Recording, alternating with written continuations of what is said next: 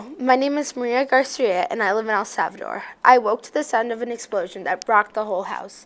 I rushed down the stairs to find my mother and father already awake and scrambling around trying to grab our things. "What's going on?" I yelled over the roar of the explosion. "Pack your things, we're leaving now," my mother yelled. That was the day I lost everything. That explosion was the start of one of the biggest changes in my life. I was sad that I was leaving. The big sandy beaches, the festive people, and the foods like hot tamales and tacos, and the large, impressive Roman Catholic churches were all things that I loved. I had a good school with good friends and a great life that I would be leaving behind. But deep inside in me, I was happy that I was leaving. I had a hope for a great life somewhere else. I still have all the memories I have here.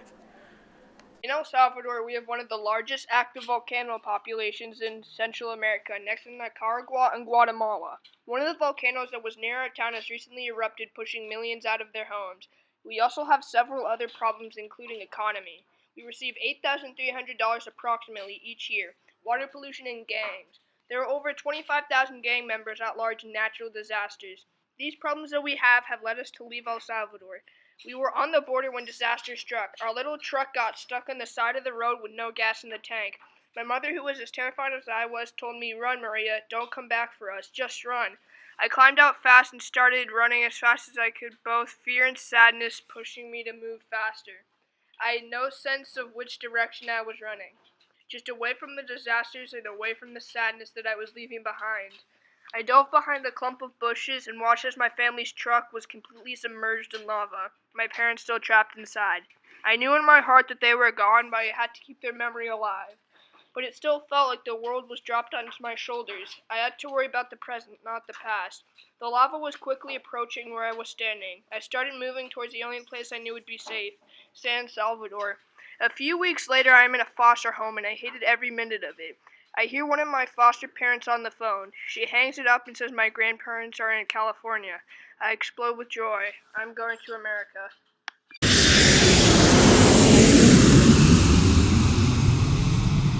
I step off the plane and into the airport at LA. I am engulfed by the sights. There are so many people and little stores filled with foods and gifts that all look so strange and funny. I look around for my grandfather until I spot him behind a crowd of people boarding. I embrace him with a giant hug. Now we are by the sea where he lives in a beach condo. The only thing I could think of was how could he afford it?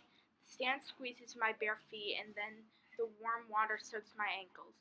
The sand feels different here. I run into the house to see my grandmother making dinner. The pain still hurts about my parents, but I know I can power through it. I had to start school in 3 weeks and I was very nervous. I was only grasping the English language. Then school started and everything was chaos. I couldn't understand what half of my teachers were saying. I remember once walking to my locker and someone came up to me and hit my books out of my hands and then said something to me, but I couldn't understand what they were saying. Other than bullying, there was a lot less violence. But then I realized my grandfather has an amazing job as an architect and makes a good pay every day. But this wasn't always true. When he first got here, he couldn't find a job in his field. He couldn't speak English, so employers didn't want to have him as an employee.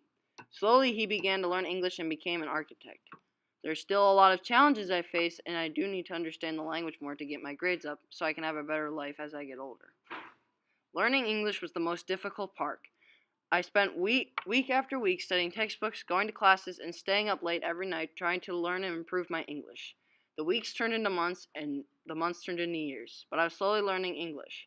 I still face prejudice at school and around my community. People tell me, "Go to hell," and throw rocks at me. I still have trouble getting transportation, too. The bus driver says I am not eligible to ride the school bus because I am an immigrant, so I have to walk or get a ride to school. My studies, however, have become easier and easier now that I am learning English. I have learned so many different subjects. My favorites are chemistry and math. Some of my teachers tell me that I am destined to be a doctor or a nurse.